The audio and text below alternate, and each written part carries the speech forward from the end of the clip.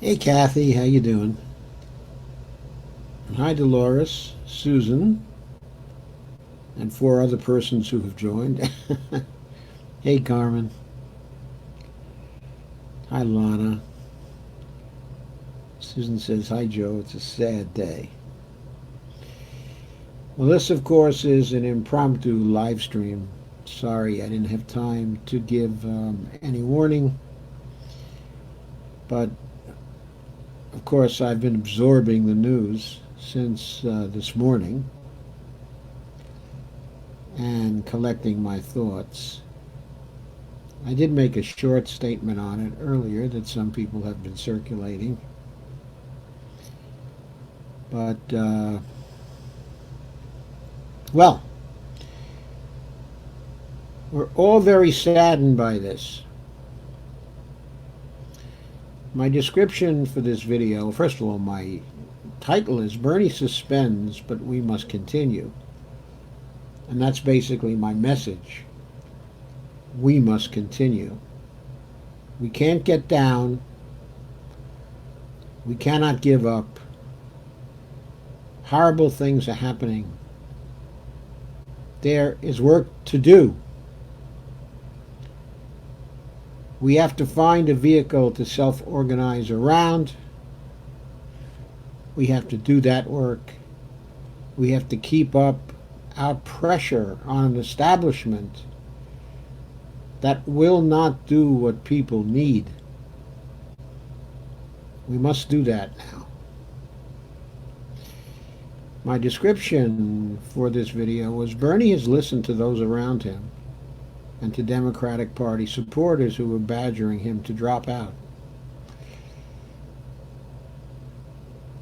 But the Not Me Us campaign didn't even poll its millions of supporters to see whether we wanted him to stay or go.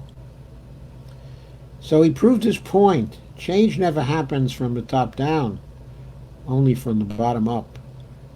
The bottom up man never asked the bottom of his campaign to make its most critical decision. He only asked the top of their campaign, his friends, his relatives, and staffers, what they thought. So now he's suspended, and we have a movement without a candidate for the presidency, okay, and without a leader. I should have made that a question mark. So where do we go from here?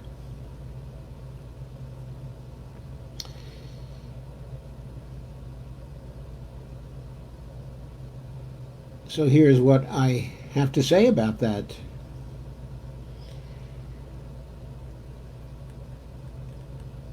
What I think we should do is see about self-organizing around the movement for a People's Party.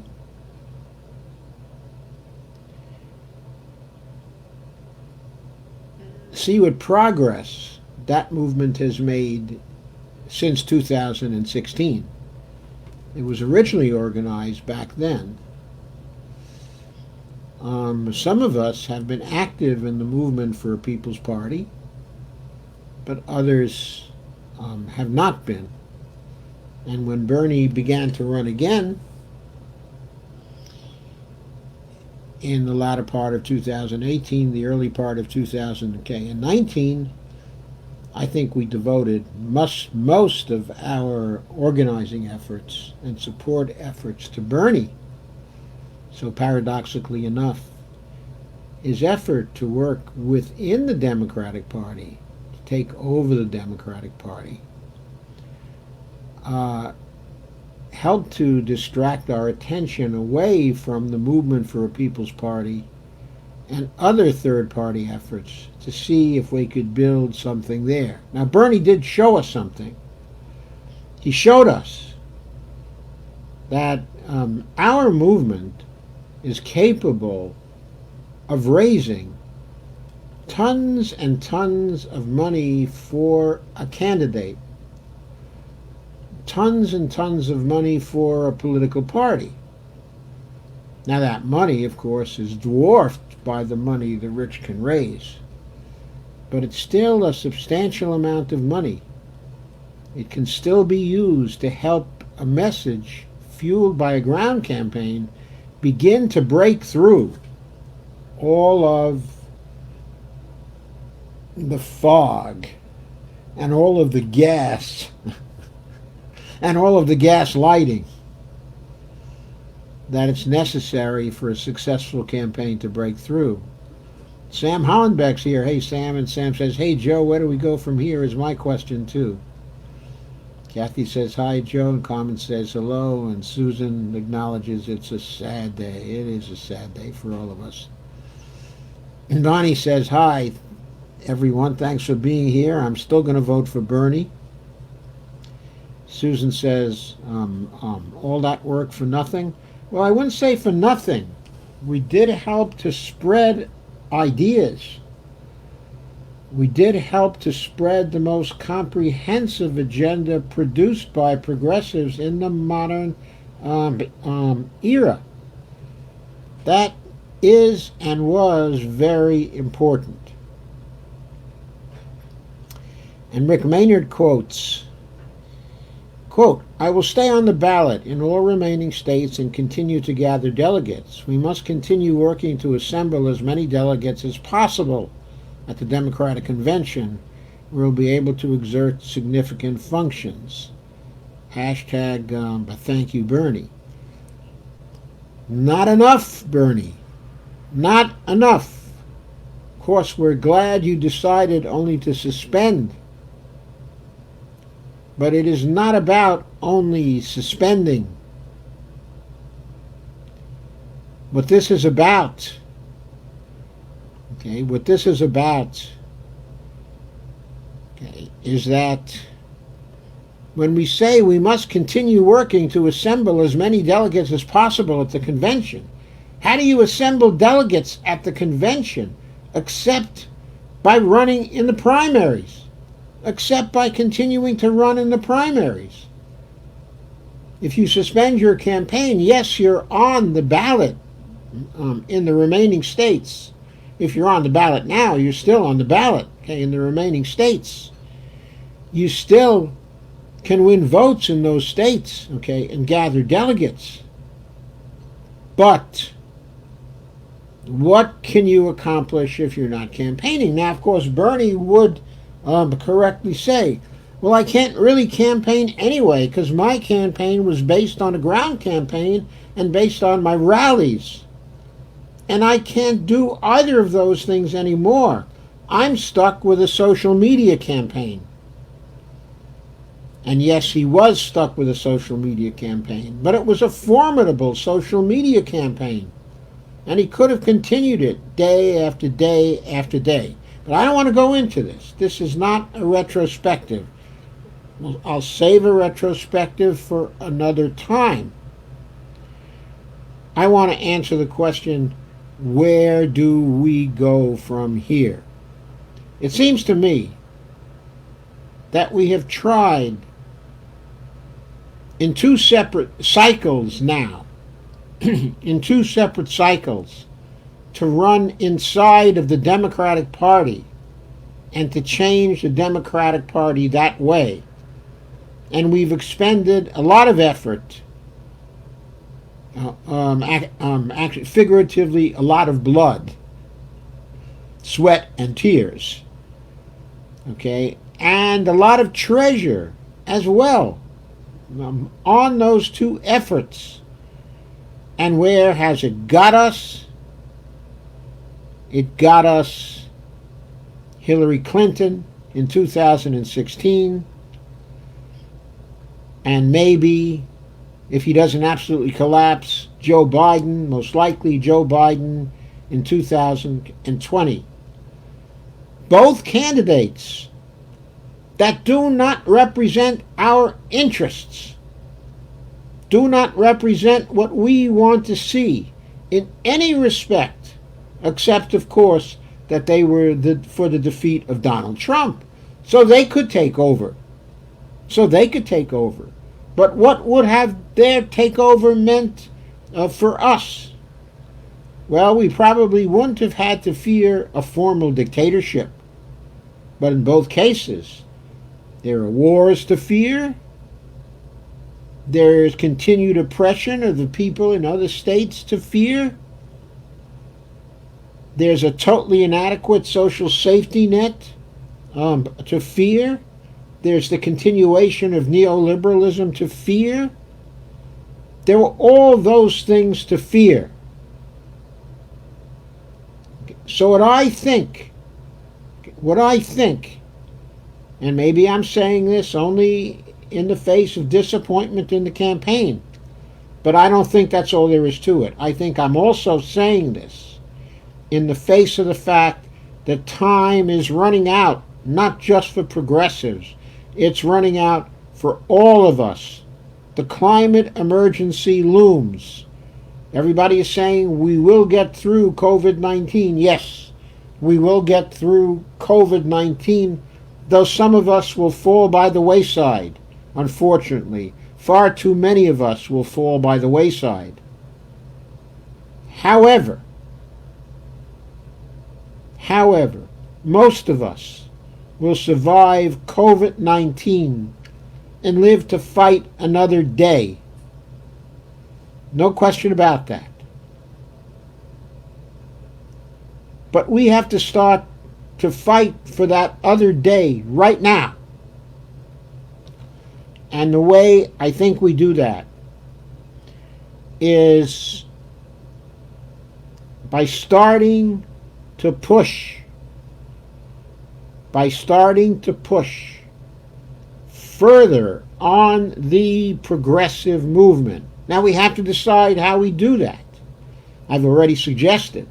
What I think we should do is, after this campaign is over, go over en masse to the Movement for a People's Party.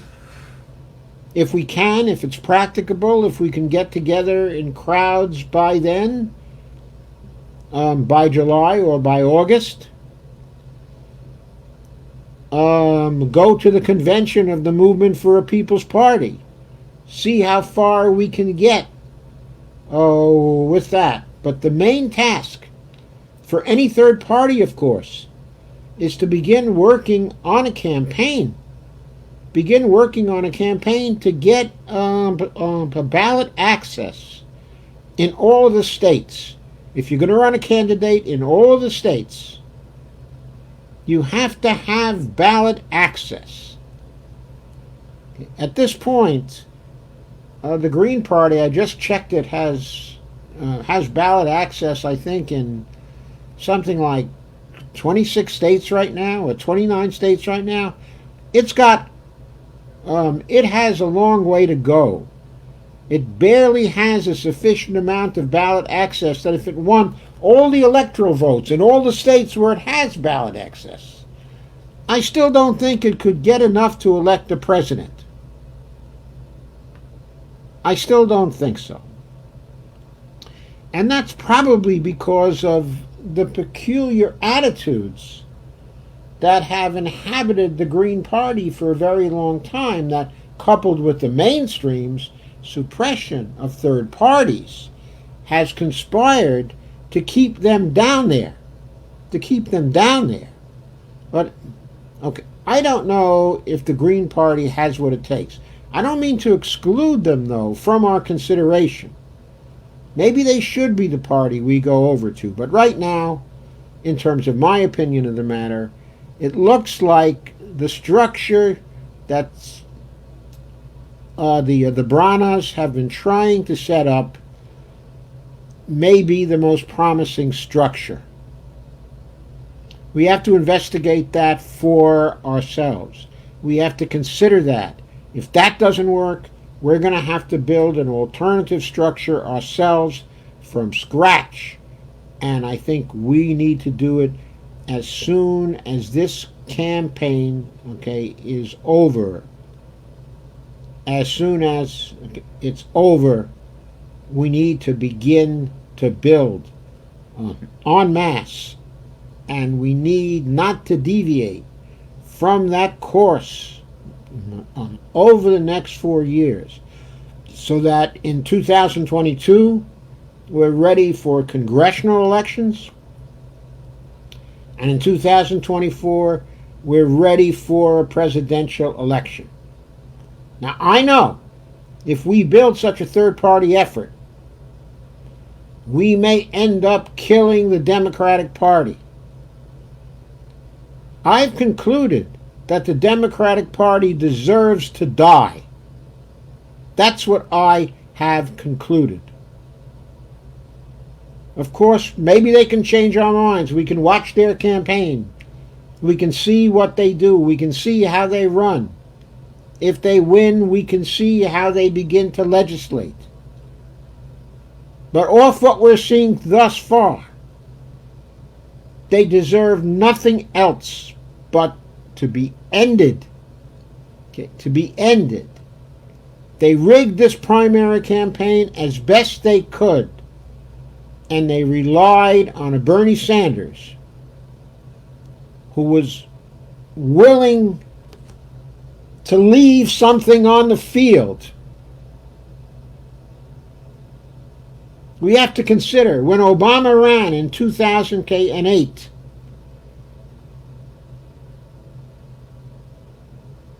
he didn't leave anything in the locker room. He went out on the field and he pulled out all the stops. And he stuck knife after knife after knife into Hillary Clinton. He did what he needed to do to win. Now, I've never advocated for dishonesty. I've never advocated for dirty tactics. All I've advocated for is comparisons, critical comparisons, calling records out. There are many of us today, Jamal Thomas anyway, is talking this way, and he's completely right. You have to go to the record, and you have to tell the truth. You have to do what Zephyr Dichout did on behalf of Bernie in her Guardian article. You have to do what Nina Turner did when she spoke in North Carolina, and I believe in South Carolina too, and when Bernie pulled her up short. You have to attack on their records. A primary campaign is a competition.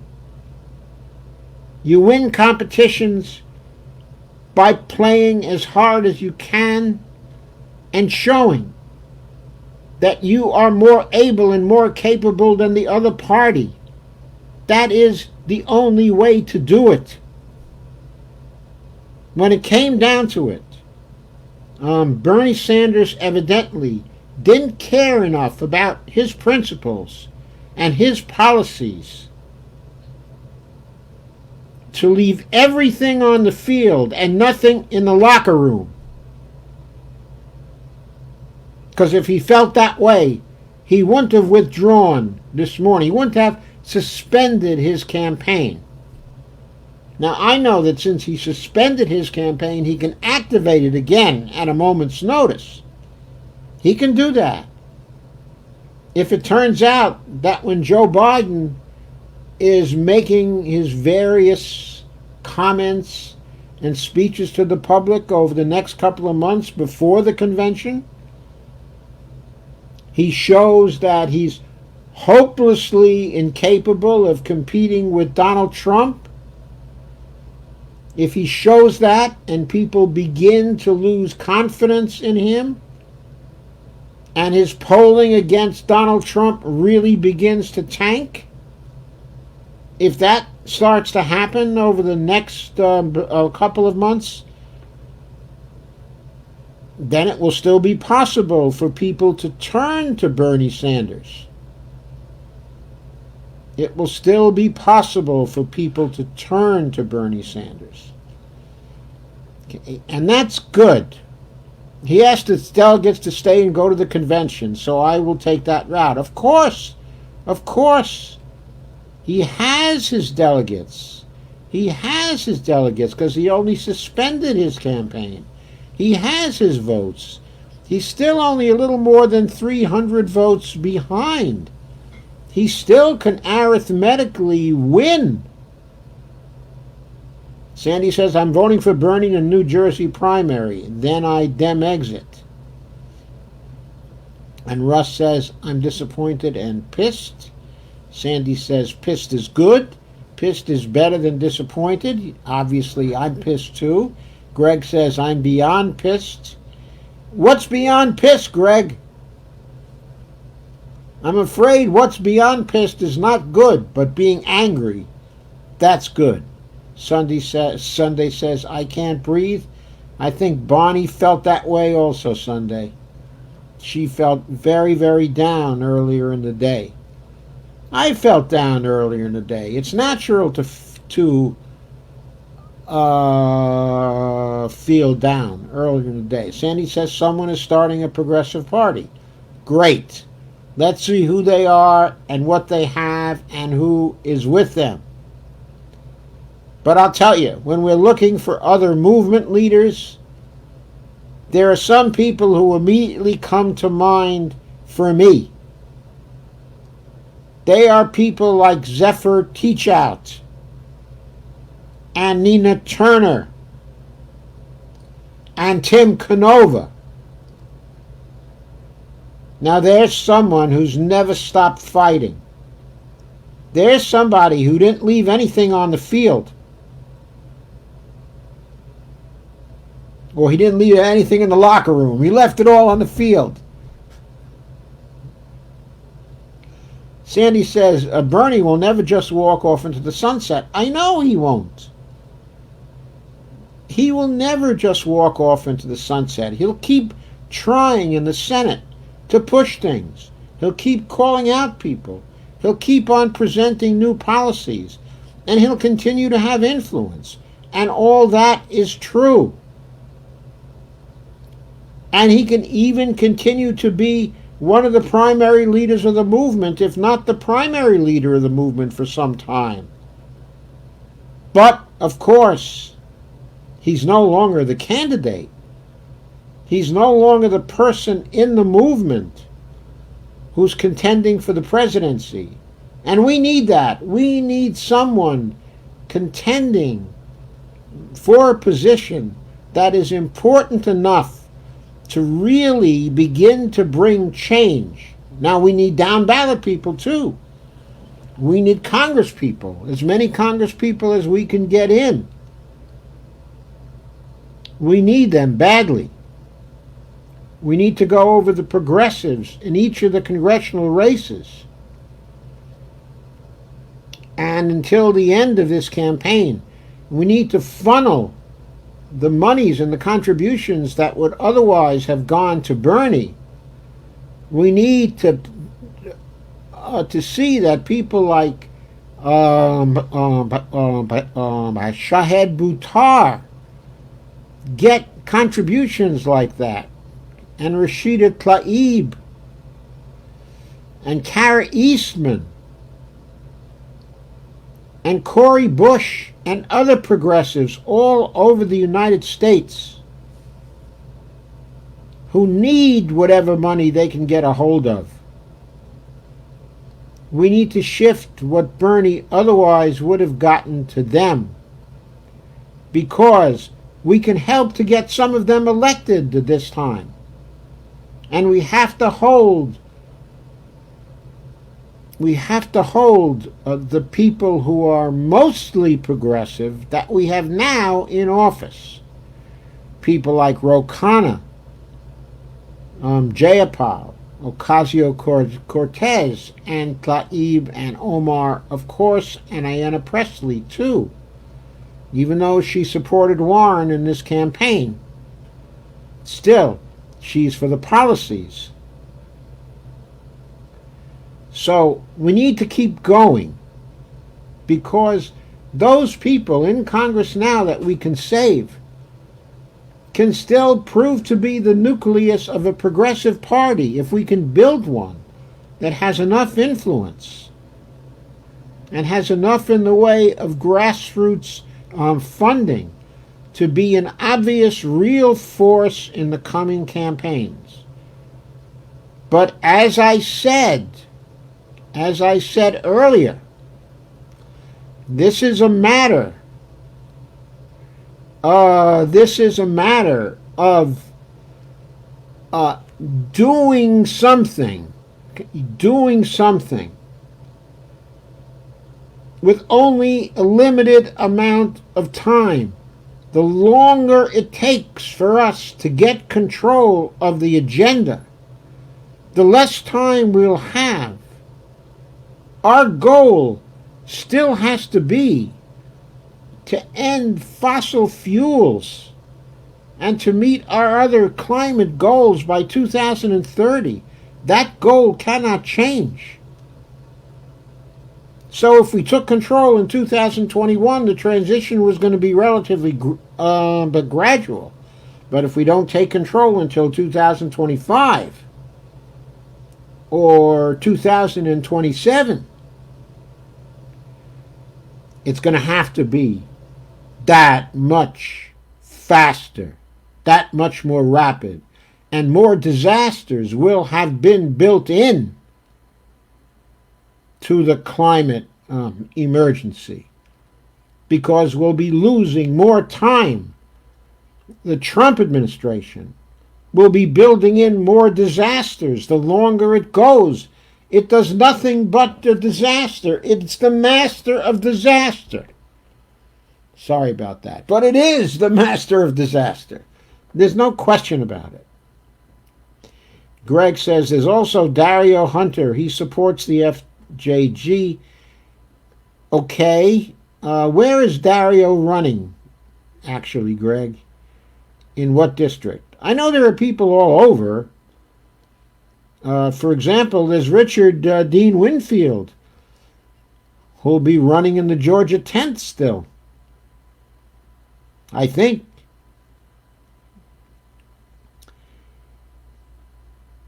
And Greg says, we have each other and we can organize to be powerful. Well, we've not done that yet.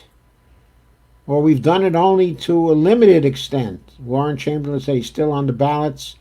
He's just no longer campaigning. The virus is screwing it all up. I know it is, but we have to win in spite of the virus. Sandy says we vote for progressives in Congress and the Senate. Yes, we vote for enough of the progressives that some of the new ones will come in and start making big noises every time they try a freaking giveaway, like they just did in the bailout bill they just passed a week and a half ago. That was awful. That was awful. I have to believe that Bernie missed that on the day of the vote. He thought he was voting for a $500 billion bailout for big business. I don't think he knew when he went on the floor that day to make a speech. I don't think he knew that he was voting for a $4.6 trillion bailout for big business. I don't think Bernie had realized that at that time. Anyway, Sandy says, hi, Cora. Rick says, we keep working bottom up. I'm doing both working within the party and working on establishing a viable third party. We keep working bottom up, I agree, but working within the party has to be very limited. Yes, I'm on early. It's just an impromptu live stream. I'll still be on for my regular live stream at 9 o'clock. So I'll still see you then. But I had to come on and talk about this because we have to know where we're going. We have to have some direction. We have to understand that this isn't a sprint, that it's a marathon. And we have to understand that we have to keep working. We have to keep getting angry. So Biden's got to pick someone less corrupt than him. Where's he going to find that? Not in Washington. I nominate Lance Armstrong, definitely less corrupt and upstanding than Biden. Really? Shawnee Noel says, Bernie has never abandoned us, and the negativity is tiring. Bernie just abandoned us in this campaign. I'm sorry, Shawnee, He did. Those of us who financially supported him and who supported him in various ways over many weeks and months since 2015 expected him to fight until the end. We were very angry at his collapse during the convention. Very, very angry. We wanted him to run third party then. And many of us still wish he had. Actually, then he would have been in a better position. He would have been in a better ballot position.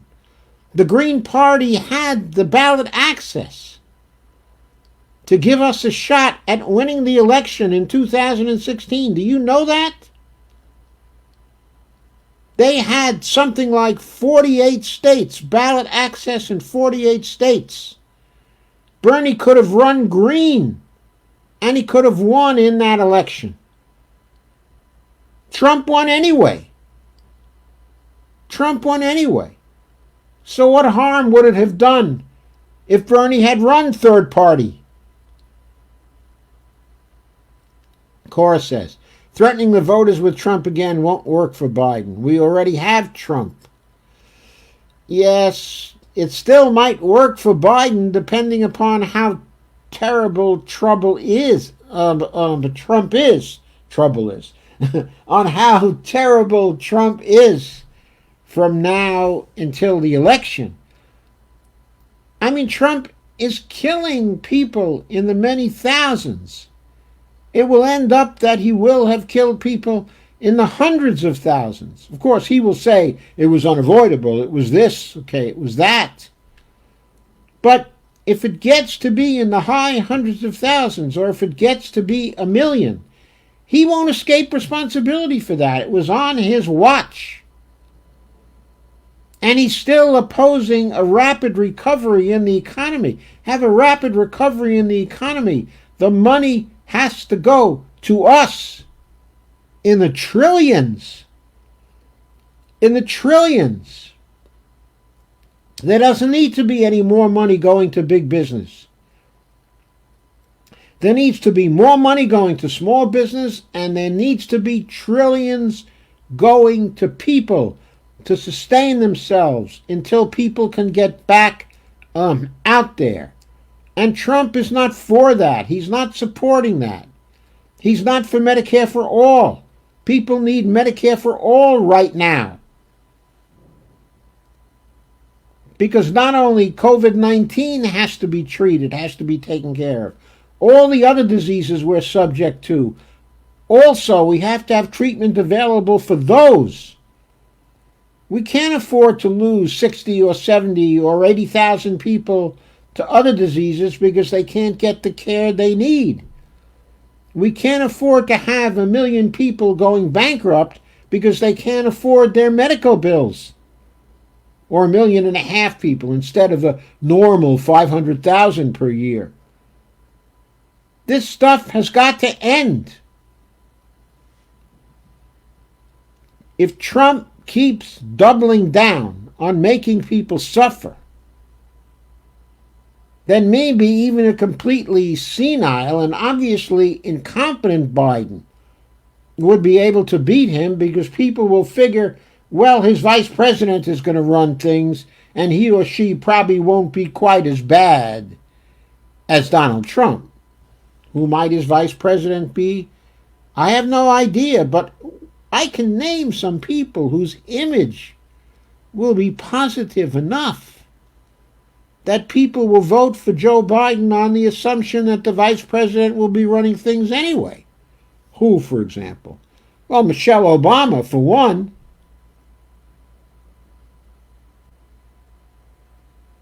She's going to look like she's clean Jean enough.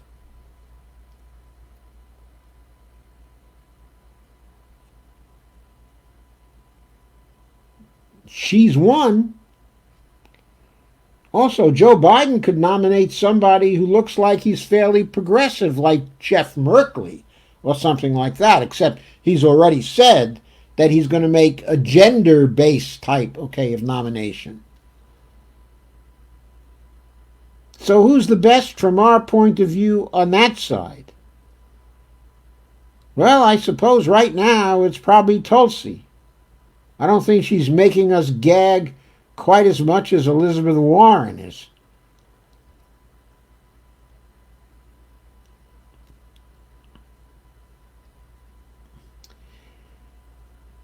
Okay, people, let's not get hung up over the abandoned word. The point is, relative to the run for the presidency, he did abandon us today. As the movement leader, however, he did not abandon us today. He gave us his promise that he will keep on pushing for the issues and for the programs we favor and for the movement we favor. Rick said, I just got my Slack invite for MPP and Burn the DNC working group to expand. Great, Rick. That's great. Sunday says he's fucking dropped out, calling Biden a decent man. That is abandonment, girl. I've wanted Bernie to run for decades. That he did was a dream to me. Yes. It was a dream to many of us. When he called Biden a decent man, I have to say, I just don't see how you do that. I don't think the man who who gave the treatment to Anita Hill she received, I don't call that man a decent man. I don't call the man who came out with the busing positions that he defended during the 1970s a decent man. I don't call the man who authored and did the most to pass the crime bill a decent man. I don't call the man who so fervently supported the Iraq War a decent man. I don't call the man who was one of the main supporters of the commodity commodity modernization trades bill, the bill that fueled the collapse of 2007, a decent man. I don't call the man who went for the repeal of Glass-Steagall a decent man. I don't call the man who campaigned to cut Social Security and Medicare on 5 different occasions, a decent man. I don't call the man who went chapter and verse for the TPP and all the other horrible Obama bills a decent man. Nor do I call Obama a decent man. Bernie has steadfastly refused in this whole campaign to criticize Obama. He needed to bring the truth to people. On behalf of us, he needed to bring the truth. He needed to bring the truth to the blacks in the South. Obama was not for them. He duped them. And many of the rest of us as well.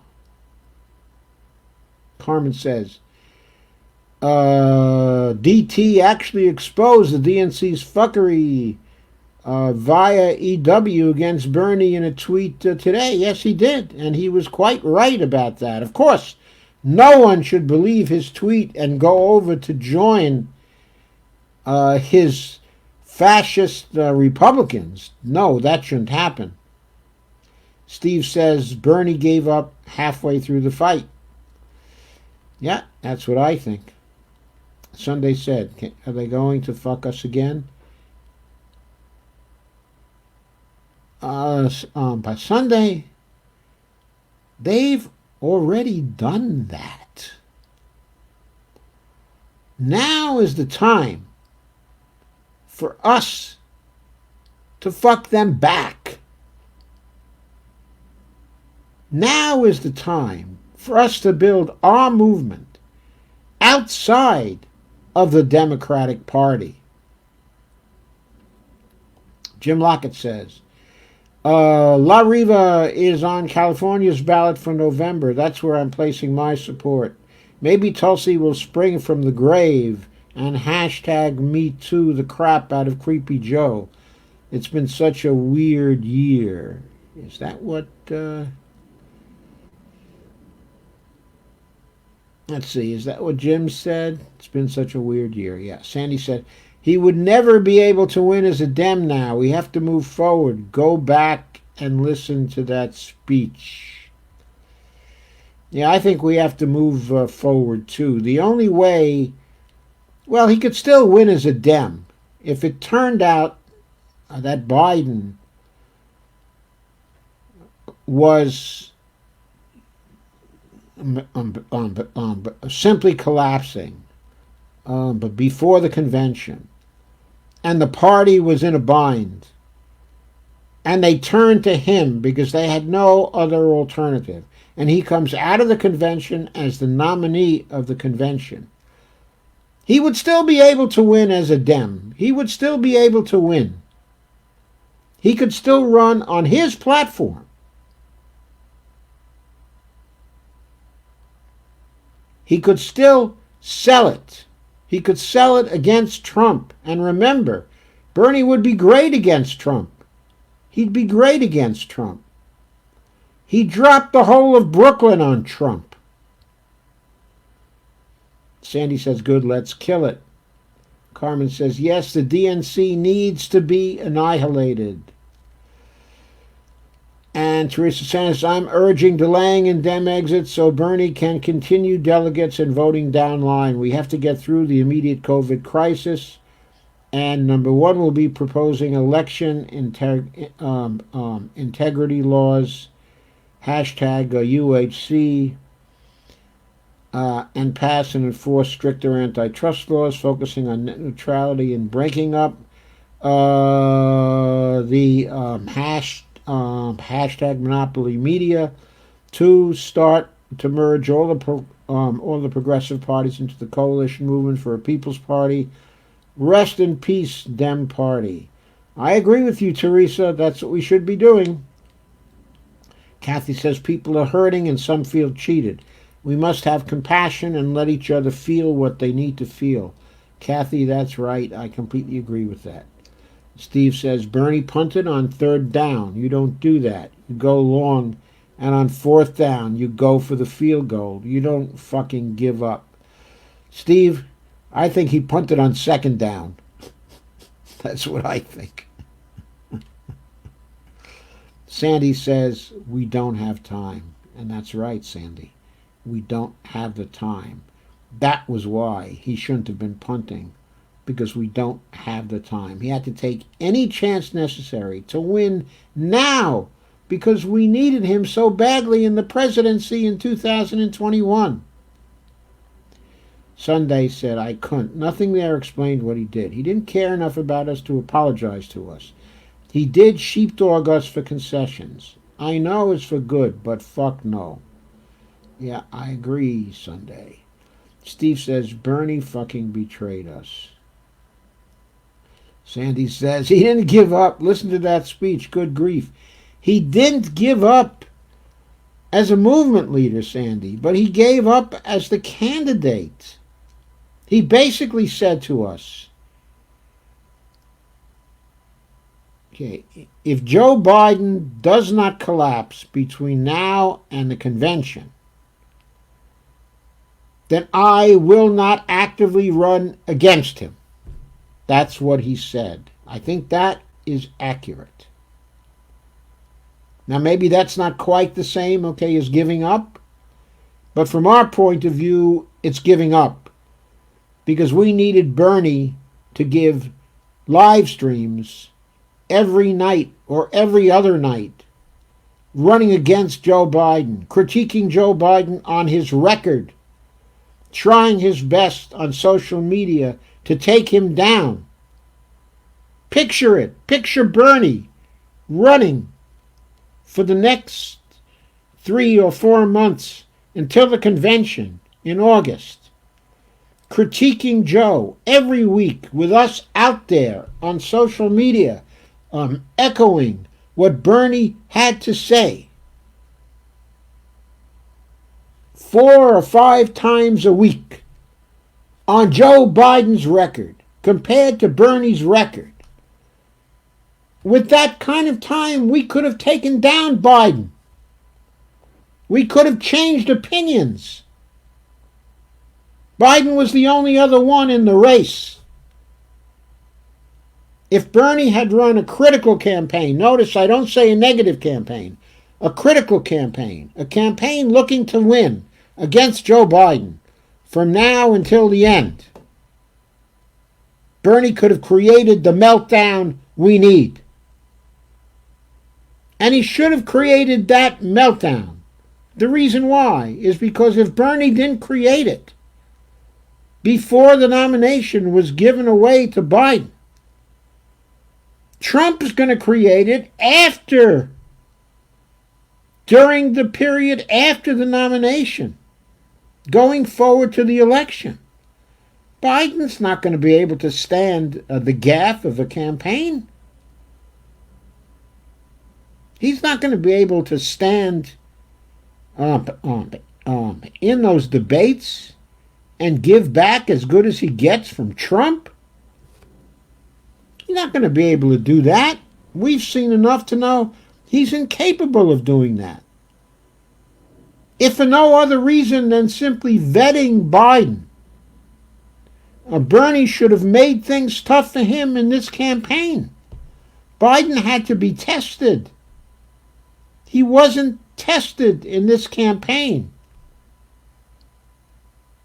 The nomination was handed to him by James Clyburn and by Barack Obama.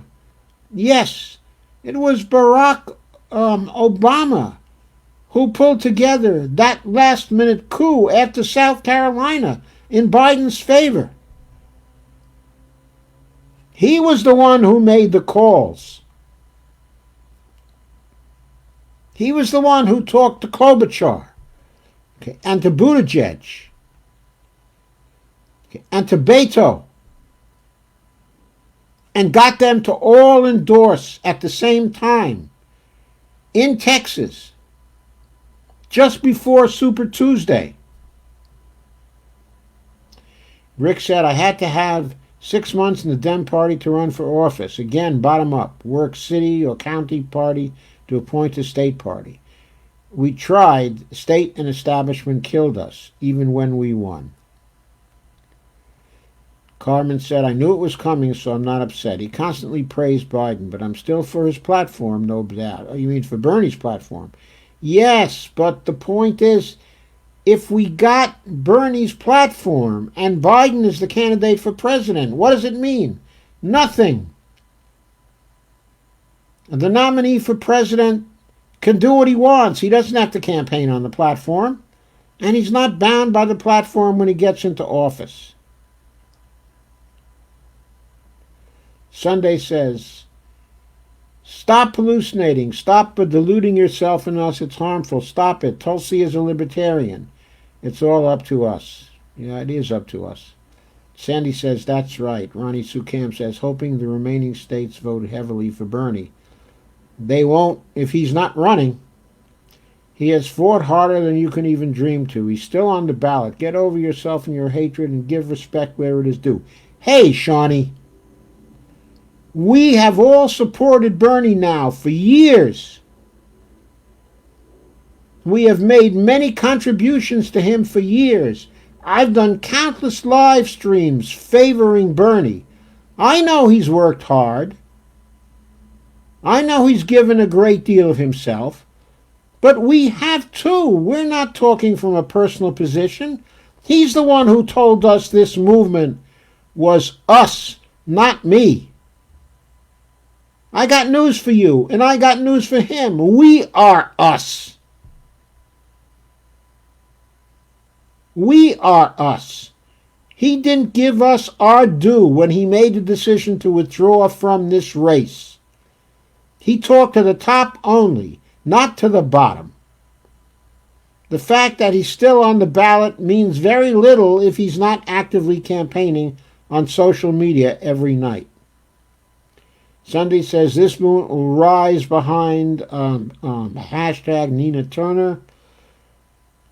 I don't know about that.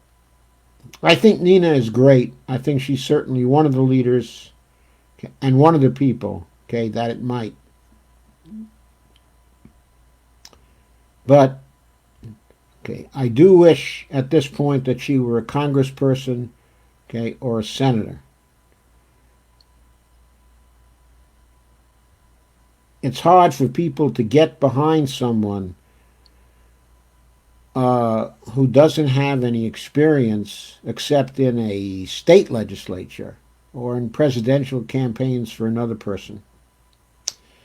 Chris Skuzinski says, I'm still voting for Bernie in my state's primary. Oh, and by the way, I understand that also Tim Canova, okay, and Zephyr Teachout, okay, are two other people who have the same problem. They haven't served in either, not even a state legislature, in their case. They have yet to hold any office. Sam says, I'd follow Nina any day. So would I, if she could make it. Sandy says, I'll get the link of that new party. Great, Sandy. Kathy Langan says, tell Bonnie we love her. Hey, Bonnie, Kathy says, we love you.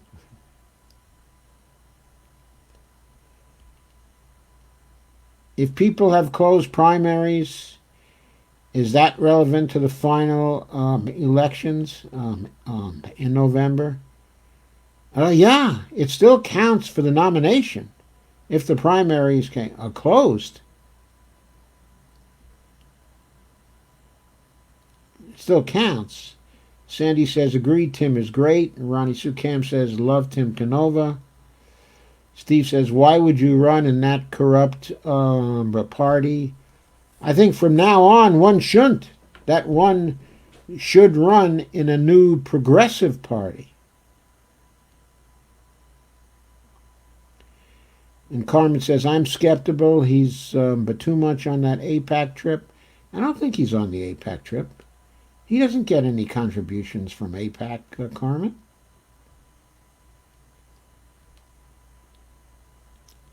I think what Carmen is talking about, okay, is that Tim is a pro-Israel person. He is a pro-Israel person, but he's not an anti-Arab person. He's at least as far along as Bernie was, okay, in that particular respect. I mean, he's not like Elizabeth Warren, okay, at all. Sandy says, Martin Luther King wasn't a politician, but he led a powerful movement. We can do this. Yes, we can do this. Bernie can continue to lead the movement for some years, okay, until some of the younger people are ready to take it over. He can do that. Absolutely. Warren Chamberlain says Bernie did not fail. It was the younger generation who failed to show up to vote in the primaries. We have to be realistic. The younger generation faced a lot of voter suppression all across the United States. But there were populations in which Bernie did not appropriately campaign. For example, he did not campaign aggressively enough when it came to Southern blacks. He needed to be critical of the other candidates in that respect because he was the sole candidate in that race among all the other candidates. He was the sole candidate who deserved to get heavy majorities of black votes in the South. He never exposed his whole record to them, and he never contrasted his record with Joe Biden's. That was, relatively speaking, extremely anti-black. Joe Biden harmed can't even say how many blacks. It was just a huge number of black people with his legislative actions. He was terrible. But a place where Bernie really failed, I think, is campaigning among seniors. Seniors never knew, they never knew how much they would gain economically from supporting Bernie Sanders. They never knew. Bernie never tried to communicate with them. He never tried to mobilize them. He never tried to mobilize us. By us, I mean my generation. He never tried to mobilize the boomers who are now retired. He could have done that if he had proceeded in the right way and he had used surrogates of that age to talk to people. If he had gone with his surrogates to senior center after senior center, he could have shifted all those votes away from Joe Biden. Because Joe Biden did nothing except try to cut Social Security and Medicare. That's all he did for older voters for years and years and years.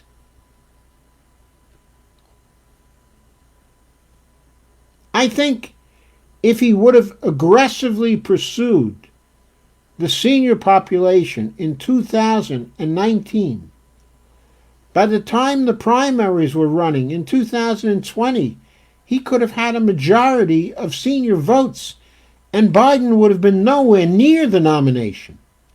Nowhere near the nomination.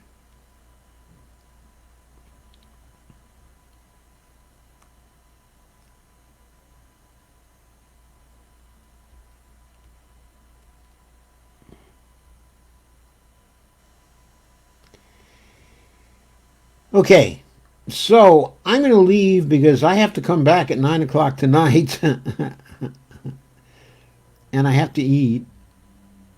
And in my house, I generally cook dinners. So it's my job to do that. So I'm going to be doing that now.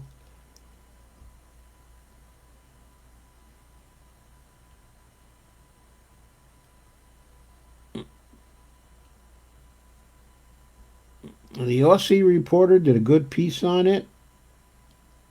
I think she's the announcer for the Gray Zone. Trish? No, I think that Trish is with Real Progressives, isn't she?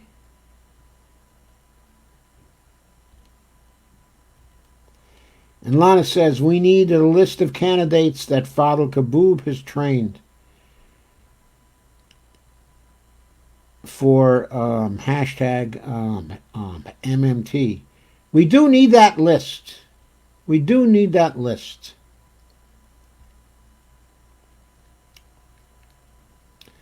I'll see if I can get it from Fadl. Susan says the establishment is too strong and the average voter isn't willing to do the work necessary to hold our elected officials accountable. Maybe their attitudes will be changing, hopefully sometime soon. Things are getting worse and worse and worse. Steve says, I won't be voting for any Democrats anymore. I'm quite done with them. There are good Green Party candidates running in California, usually. Sam, did they really, or do those exit polls, which are off by double digits and our knowledge of the voting machines, have anything to do with it? I think they did have something to do with it. They were too systematically biased against Bernie Sanders. Absolutely. It was just a systematic bias, okay, again and again, okay, and again. If the gap was due to the exit polls being bad, things would have been much more random than they were in the comparisons. Okay, anyway, I'm going to end this now because I got to get on with dinner. I'll see you later at 9 o'clock, and I think we'll probably be saying more about this. More thoughts will have occurred by then. So I hope to see you all then. Thanks for coming.